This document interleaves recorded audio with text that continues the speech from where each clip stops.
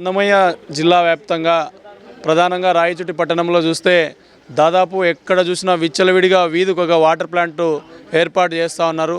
ఎటువంటి నిబంధనలు లేకున్నటువంటి ఈ వాటర్ ప్లాంట్ కనీసం వాళ్ళ నిబంధనల ప్రకారం ప్యూరిఫై వాటర్ ఇస్తామని చెప్తా ఉన్నారు. ఎక్కడ కూడా లేనటువంటి పరిస్థితి. ఈ నీళ్లు తాగడం ద్వారా దాదాపు ప్రజలందరూ కూడా తీవ్రమైనటువంటి అనారోగ్యానికి గురవుతూ ఉన్నారు. అందుకు నిదర్శనం చూస్తూ ఉన్నాం. చాలా వరకు కీళ్ళ నొప్పులు వస్తున్నాయి, బాడీ పెయిన్స్ వస్తున్నాయి.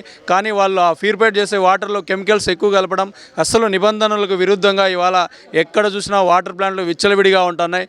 ఎటువంటి మున్సిపల్ అధికారులు కానీ లేకపోతే ఎటువంటి అనుమతి లేకుండా ఇవాళ పట్టణాలలో రాయచోటి అన్నమయ్య జిల్లా వ్యాప్తంగా కూడా వాటర్ ప్లాంట్ వెలుస్తూ ఉన్నాయి. కాబట్టి అధికార యంత్రాంగం ఇప్పటికైనా ఈ నిబంధనలకు విరుద్ధంగా ఏర్పాటు చేసినటువంటి ఈ వాటర్ ప్లాంట్ పైన చర్యలు తీసుకోవాలి.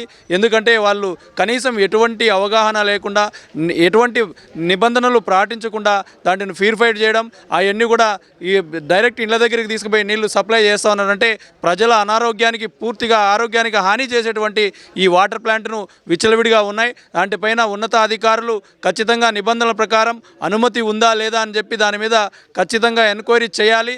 ఈ యొక్క ప్రజల ప్రాణాలతో చెలగాటమాడుతున్నటువంటి ఈ వాటర్ ప్లాంట్ పైన కఠినమైన చర్యలు తీసుకోవాలని చెప్పి భారత కమ్యూనిస్టు పార్టీ సిపిఐగా డిమాండ్ చేస్తాను. అనేక దఫాలుగా మున్సిపల్ అధికారులకు కూడా విచ్చలవిడిగా ఎక్కడ చూసినా వాటర్ ప్లాంట్ వెలుస్తూ ఉన్నాయి. మరి ఈ నిబంధనల ప్రకారం నడుస్తున్నాయా లేదా అని చెప్పి అనేక దఫాలుగా ప్రజా సంఘాల వాళ్ళు కానీ లేకపోతే చాలామంది చెప్పినప్పుడు కూడా వాళ్ళు వ్యాపారమే ధ్యేయంగా అయింది. వీళ్ళకు కూడా నాకు తెలిసి మామూలు ఏదో ఇస్తూ ఉన్నట్టు ఉన్నారు. కాబట్టి దీనిపైన పూర్తి స్థాయిలో జిల్లా అధికారులు స్పందించి ఈ ఏదైతే అనుమతులు లేనటువంటి వాటర్ ప్లాంట్లు ఉన్నాయో ఐఎస్ఐ మార్కు లేకుండా ఇవాళ ఎక్కడ చూసినా కూడా వాటర్ ప్లాంట్ సప్లై చేస్తున్నారు, వాటర్ ప్యాకెట్లు చేస్తున్నారు, వాటర్ బాటిల్స్ చేస్తున్నారు. కాబట్టి దీనిపైన పూర్తిగా నిషేధంగా ఖచ్చితంగా ఏదైతే అనుమతి ఉన్నాయో వాటిని మాత్రమే కొనసాగించి మిగతా వాళ్ళపైన చర్యలు తీసుకోవాలని చెప్పి భారత కమ్యూనిస్టు పార్టీ సిపిఐగా డిమాండ్ చేస్తున్నాం. సిద్దిగాల శ్రీనివాసులు, సిపిఐ రాజ్యవర్గ కార్యదర్శి.